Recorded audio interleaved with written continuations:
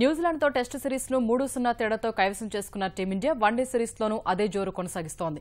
5 వన్డేల సిరీస్ లో భాగంగా ధర్మశాల వేదికగా జరిగిన తొలి మ్యాచ్ లో భారత బౌలర్ల విజృంభణతో న్యూజిలాండ్ 190 పరుగులకి ఆలౌట్ అయింది. టాస్ ఓడి బ్యాటింగ్ ప్రారంభించిన కివీస్ భారత బౌలర్ల ధాటికి ఆరంభం నుంచే తరపడింది.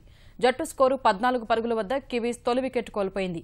ఒక దశలో 43 పరుగులకే 4 వికెట్లు కోల్పోయిన కివీస్ పీకల్లోతు కష్టాల్లో పడింది. ఓపెనర్ లాథం ఒంటరి పోరాటం కొనసాగించిన భారత బౌలర్ల ధాటికి కివీస్ బ్యాట్స్మెన్ ఒక్కొక్కరే పెవిలియన్ చేరారు. ఈ దశలో 10వ బ్యాట్స్మెన్ గా వచ్చి సౌతీ సహకారంతో లాథం ఇన్నింగ్స్ ను చక్కదిద్దాడు. చివరికి 190 పరుగులకు జట్టు ఆలౌట్ అయింది.